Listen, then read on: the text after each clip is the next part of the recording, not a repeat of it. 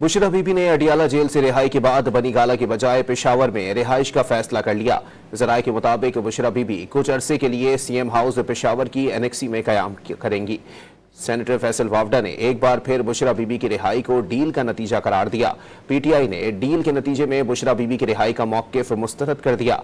Musheer इत्तलात Khyber Pakhtunkhwa barrister Saif ने जवाब दिया कि डील करने वाले शरीफ खानदान की तरह लंदन या सऊदी अरब भाग जाते हैं। बुशरा बीबी ने रिहाई के बाद पेशावर को मस्कन बना लिया। गुज़िश्ता रोज अडियाला जेल से रिहाई के बाद साबिक खातून अव्वल बनीगाला पहुंची, जहां पार्टी क़यादत के मशवरे पर बानी पीटीआई की अहलिया ने कुछ अरसे के लिए पेशावर में सुकूनत इख्तियार करने का फैसला किया। बुशरा बीबी को अटक पुल से प्रोटोकॉल के साथ वजीर आला हाउस ले जाया गया। कारकुनों ने पुरतबाक खैर मकदम किया। बुशरा बीबी की वजीर आला खैबर पख्तूनख्वा और काबीना अरकान से मुलाकातें मुतवक्के हैं। बुशरा बीबी का शौकत खानम अस्पताल में चेकअप के लिए जाने का भी इम्कान है। बुशरा बीबी कुछ अरसे के लिए सीएम हाउस की एनकेसी में कयाम करेंगी। दूसरी जानिब सेनेटर फैसल वाडा ने एक बार फिर बुशरा बीबी की रिहाई के पीछे डील का मौक़िफ़ दोहराया। निजी टीवी प्रोग्राम में गुफ्तगू में दावा किया कि ऐसी डील की है जिसका बानी पीटीआई को फायदा नहीं होगा। दूसरी जानिब पीटीआई ने फैसल वावडा के दावे की तरदीद कर दी। चेयरमैन पीटीआई बैरिस्टर गौहर ने इस तासुर को मुस्तरद कर दिया कि बुशरा बीबी की रिहाई किसी डील का नतीजा है।